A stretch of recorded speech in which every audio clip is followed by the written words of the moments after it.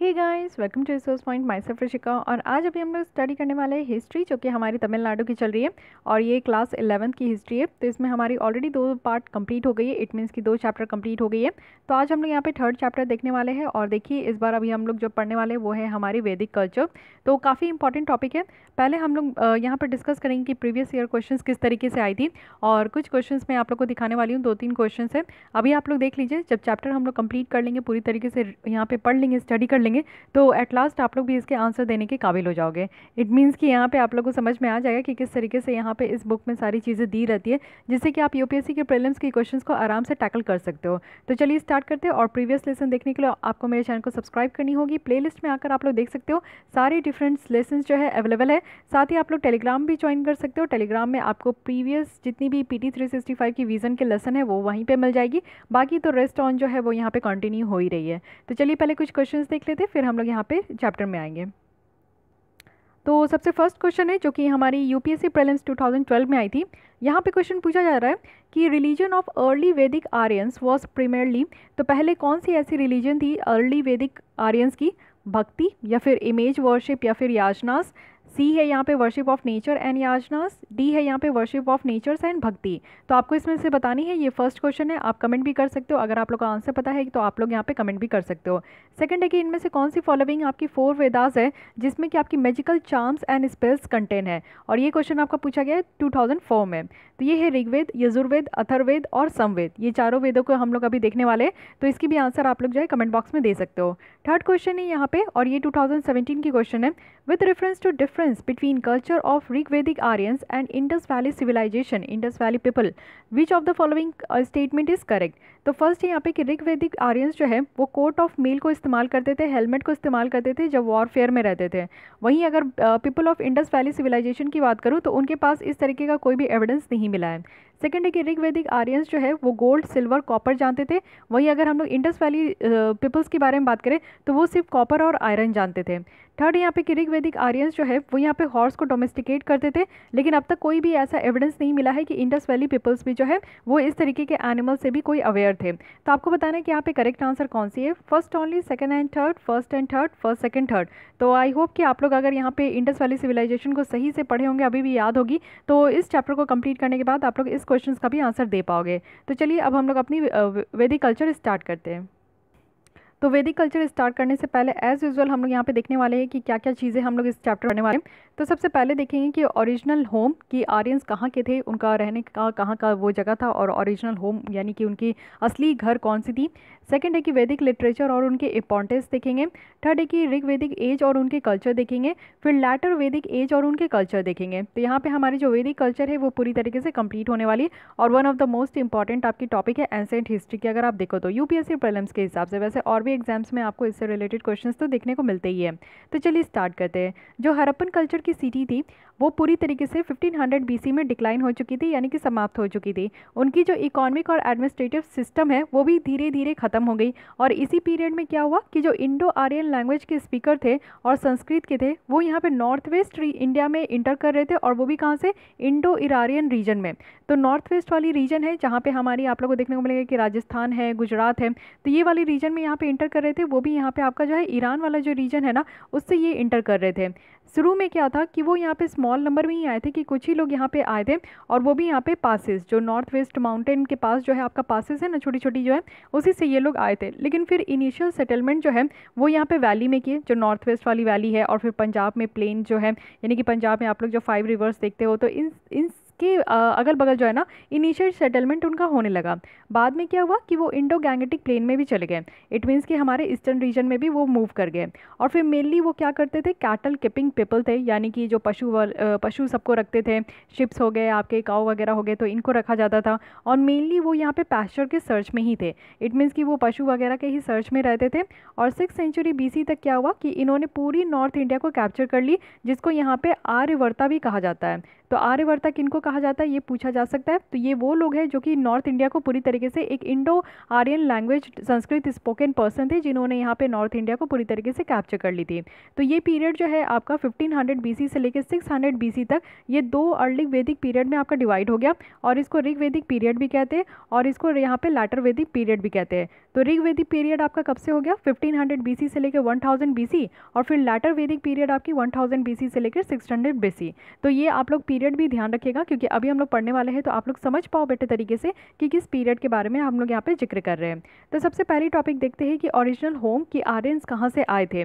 जो original home से आर्यन की, वो आज के भी डेट में एक डिबेटेबल क्वेश्चन है और बहुत सारे व्यूज़ है, यानी कि एक्चुअली किसी को नहीं पता। कुछ लोग जो है यहाँ पे बहस वगैरह भी करते हैं, डिबेट करते हैं कि वो कहाँ से आए थे, और इसके हर एक जो जितने भी यहाँ पे हिस्टोरिक पीपल्स है वो अपनी खुद का ही कुछ ना कुछ व्यूज़ देते हैं। डिफरेंट स्कॉलर्स है जिनकी अपनी डिफरेंट आइडियाज़ है, उनका अपना डिफरेंट यहाँ पे रीजन्स है कि उनका ओरिजिनल होम जो है वो सारे अपने स्कॉलर्स जो है डिफरेंट ही बताते हैं।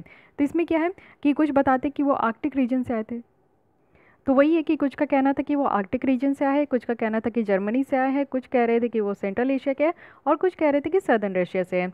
बाल गंगाधर तिलक की बात करूं तो वो भी यहाँ पे आर्गू कर रहे थे कि जो आर्यंस है वो यहाँ पे आर्कटिक रीजन से आए हैं, और वो भी एस्ट्रोनॉमिकल कैलकुलेशन के हिसाब से। तो उनका अपना खुद का कैलकुलेशन था जिसके हिसाब से बाल गंगाधर तिलक भी बता रहे थे। जो यहाँ पे सदर्न रशिया की जो थ्योरी है ना, वो भी यहाँ पे मोस्ट प्रोबेबल दिखा रही थी, और ये एक्सेप्ट किया जा रहा था बहुत सारे हिस्टोरियन के द्वारा। तो वहाँ से क्या हुआ कि आर्यंस जो है वो डिफरेंट पार्ट में आए, यानी कि एशिया में आए, यूरोप में आए, और फिर उससे वो इंडिया में भी इंटर किए थे 1500 BC में।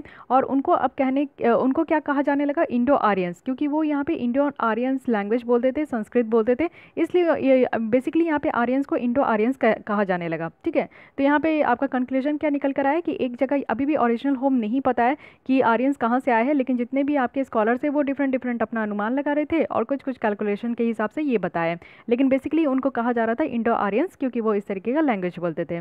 अब वैदिक लिटरेचर के बारे में देख लेते हैं। जो वर्ड है वेदा, इसकी रूट मीनिंग आपको देखने को मिलेगी विड है, विड से आई है, और इसका मतलब है कि टू नो, जानो। इन अदर वर्ड्स अगर हम लोग देखें, जो वेदा है इसकी सिग्निफिकेंस है वो भी सुपीरियर नॉलेज के लिए, यानी कि बहुत ही अच्छा खासा अगर आपको किसी भी चीज़ में नॉलेज है तो उसको वेद कहते हैं। जो वैदिक लिटरेचर है इसमें 4 तरीके की आपको वैदिक देखने को मिलेगी। यहाँ पे है आपकी ऋग, यजुर, शम और अथर्व। तो यहाँ से आपकी जो सेकंड क्वेश्चन है उसकी आंसर निकलने वाली है। जो ऋग्वेद है वो अर्लीस्ट है, यानी कि सबसे पहली जो वेद निकल कर आई थी वो ऋग्वेद है, और यहाँ पे आपको जो है 1028 हाइम्स है। ठीक है, तो और ये जो हाइम्स है ना, ये आपका बहुत सारे गॉड्स को प्रेज करने के लिए वो यहाँ पे गाया जाता था। उसके बाद सेकंड है यजुर्वेद। तो यजुर्वेद क्या है, यजुर्वेद मतलब कि यहाँ पे जितने भी रूल्स थे ना उसकी डिटेल्स लिखी गई थी, और यहाँ पे आपको ऑब्जर्व किया जाता था कि इसको कैसे टाइम के हिसाब से कैसे इसको सेक्रीफाइस करना है, यानी कि टाइम ऑफ सेक्रीफाइस थी, और जितने भी रूल्स थे उनकी डिटेल्स यहाँ पे यजुर्वेद में लिखी गई थी।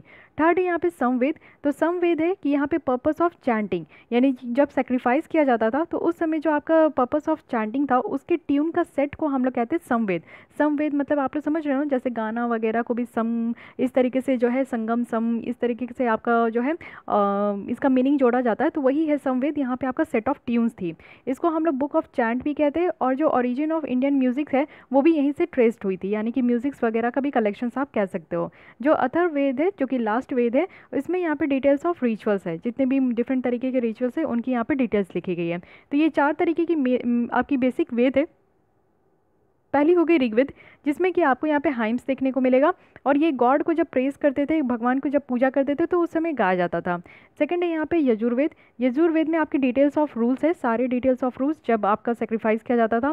थर्ड है यहाँ पे आपकी जो है समवेद, यानी कि यहाँ पे आपके सॉन्ग्स है, म्यूजिक्स है।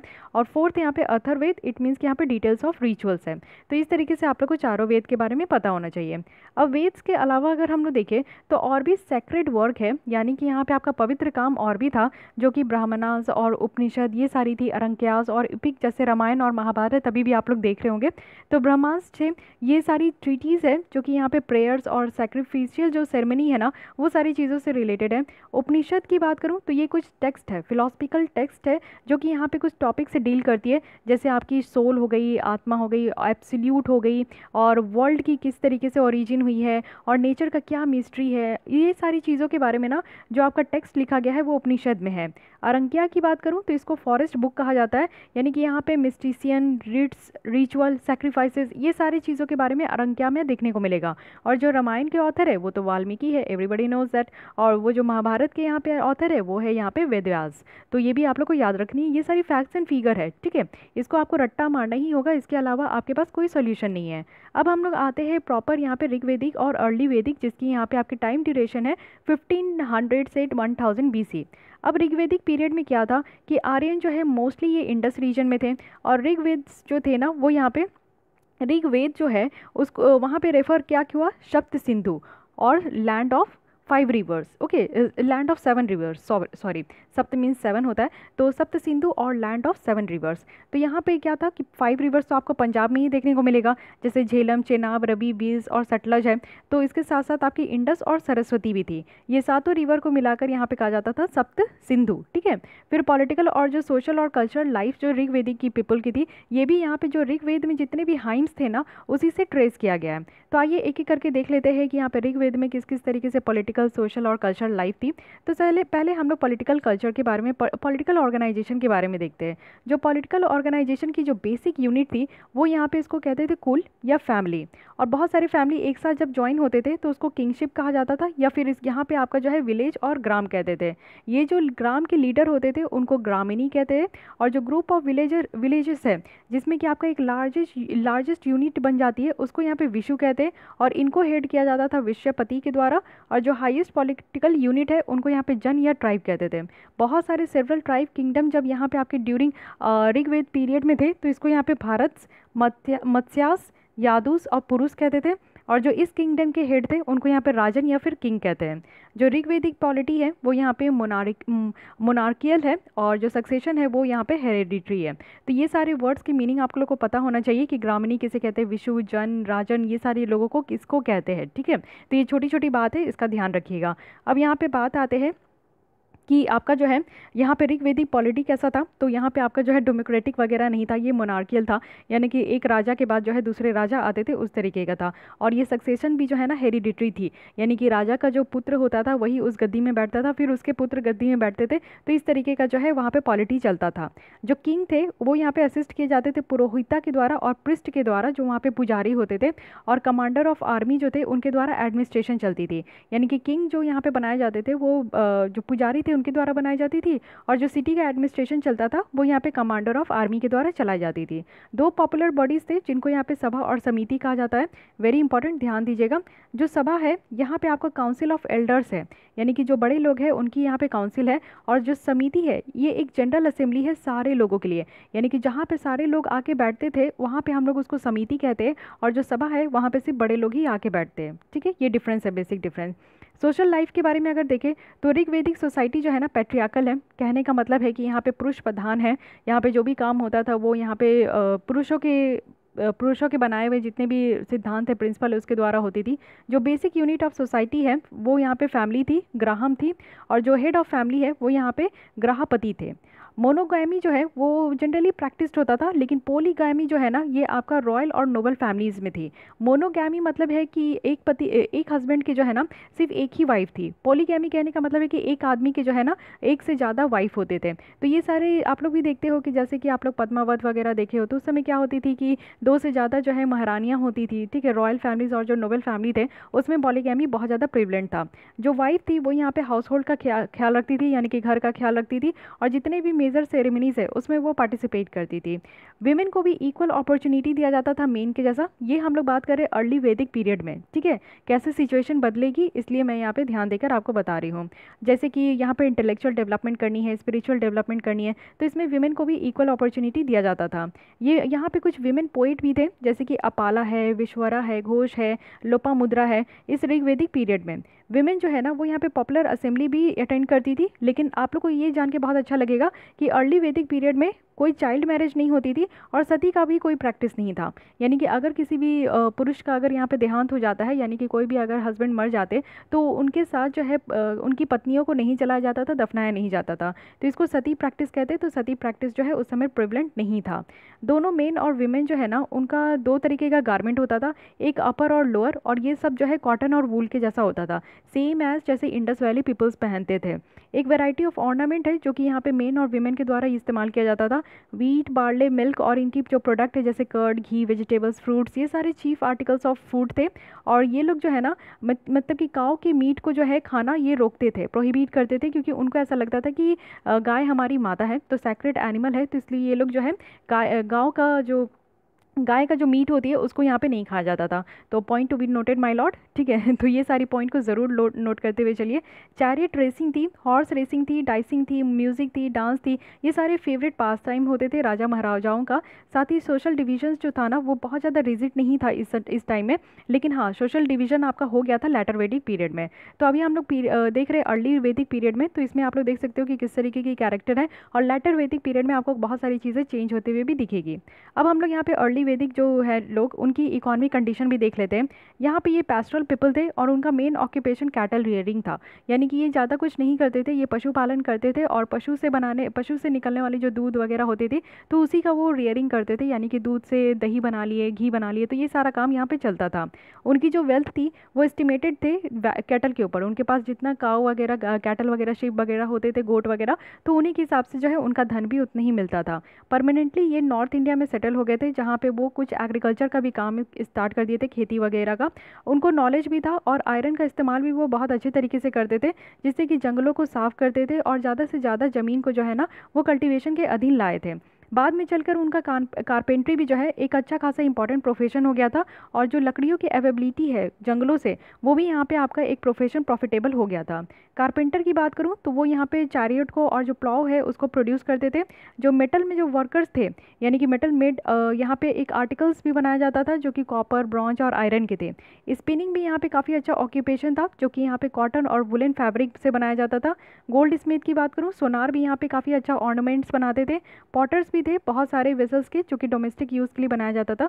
तो जो पॉटर्स थे, यानी कि पॉट वगैरह जो बनाया जाता था उसमें फूड ग्रेन्स को रखने के लिए बनाया जाता था, साथ ही सामानों को रखने के लिए जो है पहले पॉट बहुत ज़्यादा प्रचलित थे। ट्रेड की बात करूँ, व्यापार की, तो वो भी एक इंपॉर्टेंट इकोनॉमिक एक्टिविटी थी, और रिवर जो है ना एक इंपॉर्टेंट मीन्स ऑफ ट्रांसपोर्ट थे, यानी कि रिवर से जो है सारी चीज़ें ट्रांसपोर्ट होती थी।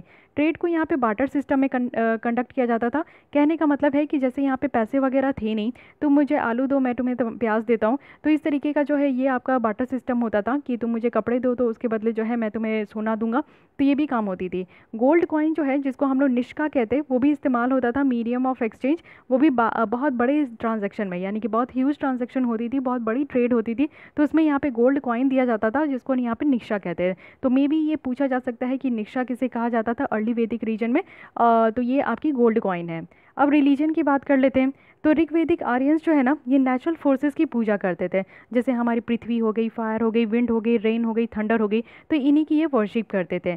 साथ ही नेचुरल फोर्सेस में जो है जिसमें कि ये बहुत सारे गॉड्स बहुत सारी पूजा भी करते थे। जो इंपॉर्टेंट ऋग्वेदिक गॉड्स थे वो यहाँ पे पृथ्वी है यानी कि अर्थ, फायर है यानी कि अग्नि, और विंड है यानी कि वायु, और रेन है यानी कि वरुणा, और साथ ही यहाँ पे थंडर है जिसको हम लोग इंद्र कहते हैं, इंद्र महाराज। तो इंद्र यहाँ पे बहुत ज़्यादा पॉपुलर थी इस टाइम में अर्ली वैदिक पीरियड में। और उसके बाद जो इंपॉर्टेंस हुई इंद्र जो है ये यहाँ पे अग्नि था, जो कि इसको हम लोग इंटरमीडियरी भी जैसा कहते थे, यानी कि भगवान और लोगों के बीच में इंद्र जो है एक इंटरमीडियरी जैसा काम करते हैं।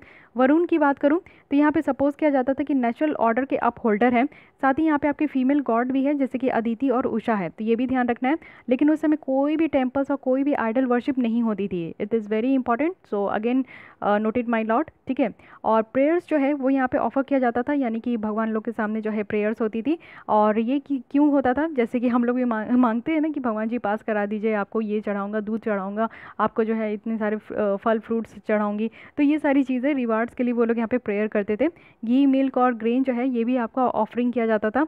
और साथ ही रिचुअल्स को भी यहाँ पे जो है वर्कशिप के दौरान जो है बहुत ज़्यादा एलोबोरेट भी किया जाता था। तो ये सारी उनकी रिलीजन है जो कि ध्यान रखना है। तो अब हमारी हो गई ख़त्म जो कि अर्ली वैदिक पीरियड थी। अब हम लोग आएंगे लेटर वैदिक पीरियड में। अब आपको यहाँ पे थोड़ा सा दिमाग खोलना है। दिमाग खोलने का मतलब यहाँ पे ये है कि अब आप लोग को कंपैरिजन करनी है कि अर्ली वैदिक पीरियड में क्या थी और उससे अब हम लोग किस तरीके का चेंजेस देख रहे हैं।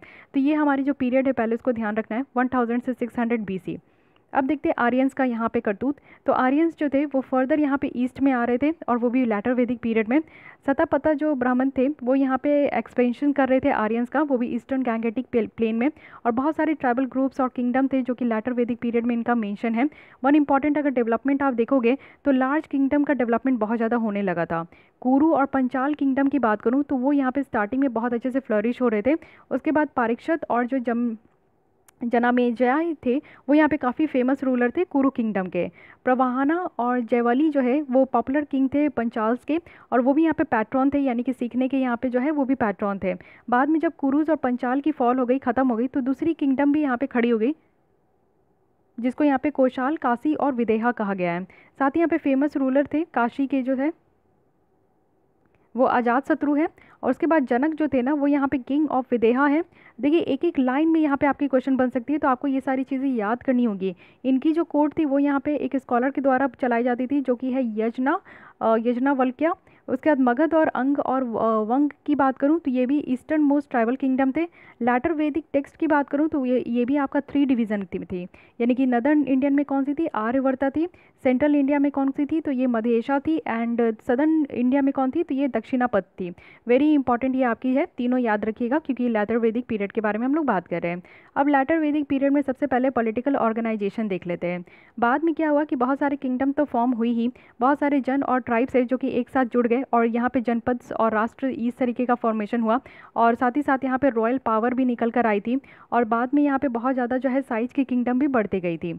जो किंग है वो यहाँ पे बहुत सारे रिचुअल्स भी परफॉर्म करते थे, सेक्रीफाइसेस भी करते थे, जिनसे उनकी पोजीशन और ज़्यादा मजबूत हो जाए। जैसे कि यहाँ पे राजा सोया है, जो कि यहाँ पे आपका जो है कंसिक्रेशन सेरेमनी करते थे। अश्वमेधा है, यानी कि हॉर्स को सेक्रीफाइस करते थे। वाजपेया है, चैरियट रेस करते थे। तो ये सारे भी काम करते थे जिनकी उनकी पोजीशन और ज़्यादा मजबूत हो सके। तो ये सारी जो किंग्स है ना वो भी यहाँ पे कुछ टाइटल को एज्यूम करे थे, जैसे कि राज विश्वजान, अभी अहिला भुवानापति, इसको हम लोग लॉर्ड ऑफ द ऑल अर्थ कहते हैं। इकरात और सम्राट, जिसको सोल रूलर कहते हैं। तो इस तरीके का उनको रिवार्ड भी दिया जाता था। लैटर वैदिक पीरियड में अगर हम लोग देखें तो बहुत सारे जो है न्यू ऑफिशियल्स के लार्ज नंबर भी थे, जो कि इन्वॉल्व थे यहाँ पे एडमिनिस्ट्रेशन करने के लिए। फिर बाद में यहाँ पे और भी ऑफिसेस स्टार्ट हुई, जैसे कि ट्रेजरी ऑफिस हो गई, टैक्स कलेक्टर हो गए, रॉयल मैसेंजर हो गए। तो ये सारे भी लोग यहाँ पे काम करने लगे।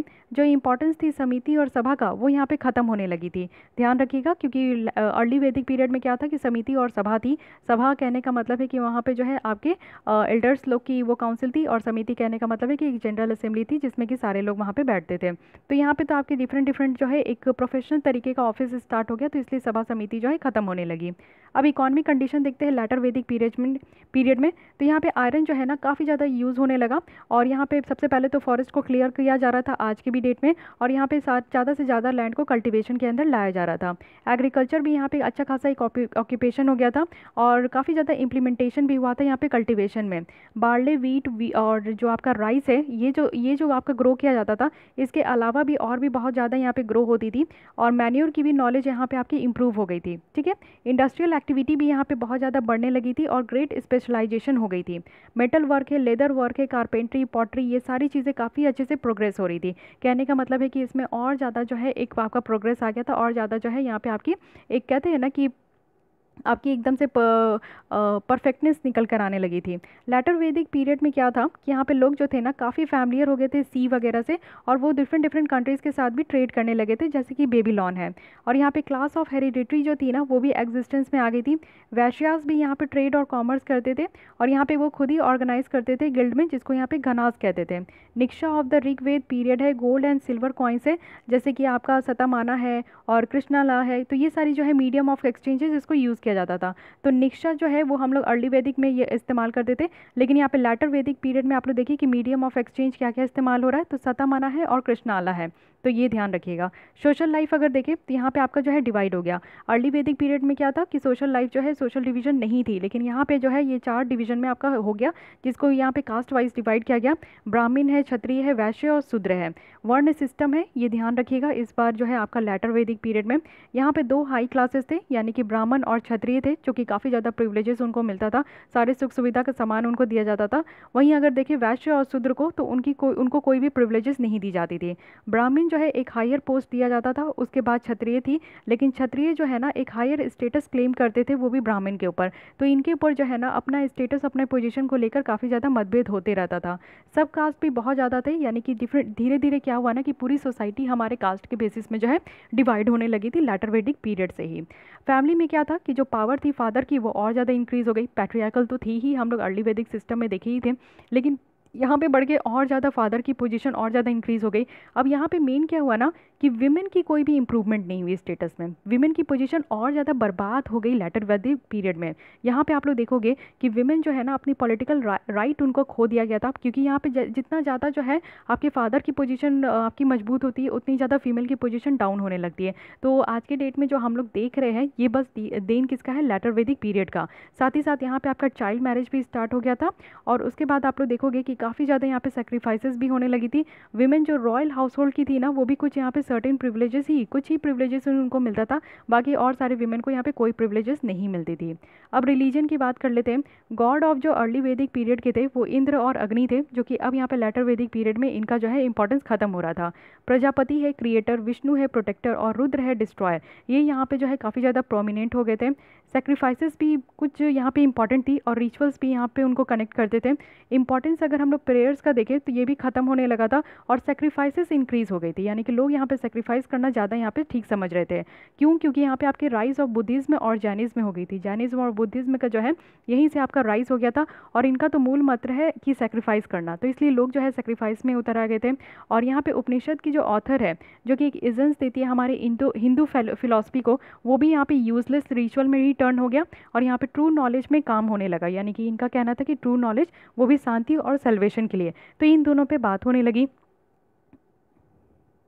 तो इस तरीके से हमारा जो है ये चैप्टर कंप्लीट हो गया। तो काफ़ी चीज़ें आप लोग को पता चला होगा। देख लीजिए हम लोग क्या पढ़े, वैदिक लिटरेचर पढ़े, जैसे कि 4 वेदास पढ़े हैं, ब्राह्मणस है और अदर यहाँ पे वैदिक लेटर वैदिक लिटरेचर है। ऋग वैदिक पॉलिटी, सोसाइटी, इकॉनमी देखे, रिलीजियस लाइफ देखे है ऋग वैदिक पीपल की, चेंजेस देखे हैं कि लेटर वैदिक पीरियड में किस तरीके से चेंजेस हुई है, वो भी पॉलिटी और सोसाइटी के स्फेयर में। साथ ही यहाँ पे राइट्स और जो रिचुअल्स है वो किस तरीके से लेटर वैदिक पीरियड में यहाँ पे आपका इंक्रीज हो गया। ठीक है, कुछ क्वेश्चन है यहाँ पे देख लीजिए, अगर आप लोग को आंसर देनी है तो आप एकदम फ्री हो कमेंट बॉक्स में आंसर देने के लिए, नहीं तो मन ही मन आप लोग यहाँ पे टिक कर लीजिए। जो अर्लीस्ट यहाँ पे वेदास है, ऋग, सम, यजुर या फिर अर्थव, तो ये है आपकी ऋग्वेद। और यहाँ पे प्रवना जावेली जो है ये मोस्ट पॉपुलर किंग कहाँ के, विदेहा, कुरुस, काशी या फिर पंचालास, तो ये आप लोग को बताना है। और फिलिंग द ब्लैंक्स क्या है कि author of Ramayana, everybody knows. Arctic home for Aryan was suggested by, तो ये भी ध्यान रखिएगा। अब यहाँ पे बहुत अच्छा है, ये बताइए कि निक्षा क्या थी, लेटर वैदिक क्वाइन, ऋग वैदिक क्वाइन, गॉडेस या फिर विमेन पोइट। तो निक्षा जो है ये आपकी ऋग वैदिक पोइट थी, ऋग वैदिक क्वाइन थी। उषा कौन है, तो उषा यहाँ पे जो है आपकी विमेन पोइट थी। अपाला और कृष्णा क्या है ये बताइएगा। कृष्णनाला जो है ये लेटर वैदिक पीरियड थी, और अपाला यहाँ पे विमेन पोइट थी, और उषा जो है ये गॉडेस थी। ठीक है, तो निक्षा क्या है, निक्षा यहाँ पे जो है ऋग्वेदिक क्वाइन थी, उषा यहाँ पे गॉडेस थी, अपाला यहाँ पे विमेन पोइट थी, और कृष्णाला जो है वो लेटर वैदिक क्वाइन है। तो इसके बारे में ध्यान रखिएगा। ठीक है, अब आइए हम लोग अपने प्रीवियस ईयर के क्वेश्चंस में देख लेते हैं कि उसकी आंसर क्या क्या होगी। तो आते हैं अब हम लोग वापस बैक टू द क्वेश्चन। अब आपको जो है पूरी लेसन पढ़ने के बाद काफ़ी इजी लगेगा इस तरीके का क्वेश्चंस। तो 2012 में जो पूछा गया है कि रिलीजियस ऑफ अर्ली वैदिक आर्यंस, तो अब आप लोग बता सकते हो क्या भक्ति थी, नेवर, अभी तक तो हम लोग भक्ति के बारे में पढ़े भी नहीं है। इमेज वर्शिप और याजनास है, तो बिल्कुल भी नहीं। इमेज वर्शिप, आइडल वर्शिप तो अभी तक हम लोग देखे भी नहीं है। साथ ही वर्शिप ऑफ नेचर एंड याजनास बिल्कुल, और भक्ति के बारे में हम लोग पढ़े नहीं है। तो you can easily eliminate the options, और आप लोग जो है यहाँ पे आंसर तक पहुँच जाओगे। ठीक है, फिर 2004 में क्या था कि 4 वेदास में किसमें यहाँ पे मैजिकल चार्म्स और स्पेल है, यानी कि इस मैजिकल चार्म्स और स्पेल आपको किस में देखने को मिलेगा, तो ये थी अथर्ववेद में। ठीक है, अथर्ववेद में थी। समवेद में तो आपकी जो है म्यूजिक का कलेक्शंस था। ऋग्वेद में आपका जो है 1228 हाइम्स थे। ठीक है, यजुर्वेद में आपकी डिटेल्स थी, तो ये याद रखिएगा। रिचुअल्स की डिटेल्स आपका कहाँ पे है, मैजिकल चार्म्स एंड स्पेल्स, ये आपकी अथर्ववेद में है। अब आते हैं नेक्स्ट क्वेश्चन। यहाँ पे है आपको डिफरेंस बतानी है कि ऋग्वेदिक आर्यन की कल्चर और इंडस वैली पीपल की कल्चर में क्या यहाँ पे डिफरेंस है। तो इसमें से कौन सी करेक्ट आपकी टॉपिक है, स्टेटमेंट है। फर्स्ट है कि ऋग्वेदिक आर्यंस जो है वो यहाँ पे कोट ऑफ मेल और हेलमेट को इस्तेमाल करते थे वॉरफेयर में। वहीं अगर हम लोग people of Indus Valley civilisation की बात करें तो यहाँ पे कोई भी अभी तक ऐसा एविडेंस नहीं मिला है। ठीक है, सेकंड है कि यहाँ पे ऋग्वेदिक आर्यंस जो है वो यहाँ पे गोल्ड, सिल्वर और कॉपर जानते हैं, लेकिन इंडस वैली सिविलाइजेशन सिर्फ और सिर्फ यहाँ पे आपकी कॉपर एंड आयरन जानते हैं। क्या ऐसा आपको लोग को पता है कि ऐसा सिर्फ यही जानते हैं? कितने सारे वो लोग भी जानते थे, गोल्ड भी जानते थे। तो सेकंड स्टेटमेंट आप लोग यहाँ पे एलिमिनेट कर दीजिए। तो सेकंड एलिमिनेट कीजिएगा तो आपके पास 2 ऑप्शन है। अब यहाँ पे देख लेते हैं कि थर्ड सही कि नहीं। फर्स्ट तो सही है। थर्ड यहाँ पे है ऋग्वेदिक आर्यन जो है वो यहाँ पे हॉर्स को डोमेस्टिकेट करते हैं, और यहाँ पे कोई भी एविडेंस नहीं मिला था इंडस वैली पीपल में कि उनको इस तरीके के जानवर की अवेयरनेस है भी कि नहीं। तो ये बिल्कुल सही है। मैं आपको पिछले लेसन में ही हिंट करी थी कि इस तरीके का भी क्वेश्चन आया था, क्योंकि मैं अभी ये पूछने वाली हूँ तो इसलिए मैं उस समय नहीं पूछी थी। और ये जो है आपकी क्वेश्चन आई थी कि हॉर्स की कल्टिवेशन डोमेस्टिकेशन की कोई भी तरीके का आपका एविडेंस नहीं मिला है इंडस वैली पीपल्स में। तो first and third is the correct option statement. तो so correct option is the C. Okay, तो इस तरीके से देखिए कितना आसान हो जाता है चैप्टर पढ़ने के बाद क्वेश्चन सॉल्व करने में। तो समझ में आती है ना कि क्वेश्चंस कहाँ से पूछा जाता है। जब आप लोग इस तरीके की बुक नहीं पढ़ते हो, रिवीजन नहीं करते हो, तो फिर आपको एग्जाम में लगता है कि यार कहाँ से क्वेश्चन पूछ दिया गया, ये तो धमाका हो गया, ये तो बहुत ही ज़्यादा अत्याचार हो गया। लेकिन ऐसा कुछ नहीं होता है। यूपीएससी बहुत ही जेन्युइन क्वेश्चन पूछती है। अगर आप लोग इस तरीके से टेक्स्ट बुक को अच्छे से रेफर करके चलोगे तो कहीं भी कभी भी कोई प्रॉब्लम नहीं होगी। सो गाइस, आज के लिए बस इतनी ही रखते। अगर आपको मेरी लेसन अच्छी लगती है और आप लोग को हेल्पफुल लग रही है तो प्लीज़ लाइक कीजिए, अपने दोस्तों के साथ शेयर कीजिए, और सोशल नेटवर्किंग साइट्स में भी आप लोग शेयर कर सकते हैं। फिर भी कोई डाउट, कोई सजेशंस है तो कमेंट कीजिएगा। और PT 365 से लेकर किसी भी तरीके का डाउट है तो आप लोग प्लीज़, आप लोगों को मैं बहुत बार जवाब दे चुकी हूँ और अभी भी मैं कंटिन्यू कर रही हूँ, क्योंकि हर दिन मुझे कमेंट में आता है। तो देखिए उसे मुझे थोड़ा सा हाइड करना पड़ा, क्योंकि विजन IAS की जो है वार्निंग मिली है मुझे कि मैं PDF से नहीं पढ़ा सकती हूँ। भला हालांकि PPT से पढ़ा सकती हूँ, उनको इस चीज़ से कोई इशू नहीं है, लेकिन हाँ मैं उसकी पब्लिश ना करूँ, विजन IAS का जो टैग होता है वो ना लगाऊँ। तो मैं ना ही टैग लगा पा रही हूँ, ना ही मैं आपको जो है थंबनेल में दिखा पा रही हूँ कि ये विजन IAS की PT 365 की है और विजन IAS की आपकी मंथली मैगजीन की है। मॉर्निंग में मैंने मंथली मैगजीन की जो है मार्च मंथ की, वो मैं आपकी इन्वायरमेंट की एक लेसन आ चुकी है, तो प्लीज़ उसको भी जाके देखिएगा। वो विजन IAS की ही है, लेकिन मैं उसमें जो है किसी भी तरीके का टैग नहीं दे रही हूँ। ठीक है, PDF मैं आप लोग को टेलीग्राम में टेलीग्राम में वहाँ पर आपको दे दूँगी, तो PDF से आप लोग रिवाइज करते रहिए। साथ ही मेरी जो PPT वाली लेसन है उससे आप लोग पढ़ सकते हो। फर्दर और भी कोई क्वेरीज है तो आप लोग कमेंट बॉक्स में आप लोग पिन कर सकते हो। और उसके अलावा भी मैं आप लोग टेलीग्राम से जरूर जुड़ जाइए मेरे लेसन, मेरी चैनल जो कि रिसोर्स पॉइंट के नाम से, वहाँ पे मैं टाइम टू टाइम जो है PT 365 की सारी लेसन्स को वहाँ पे मैं आपके साथ शेयर करते रहूँगी।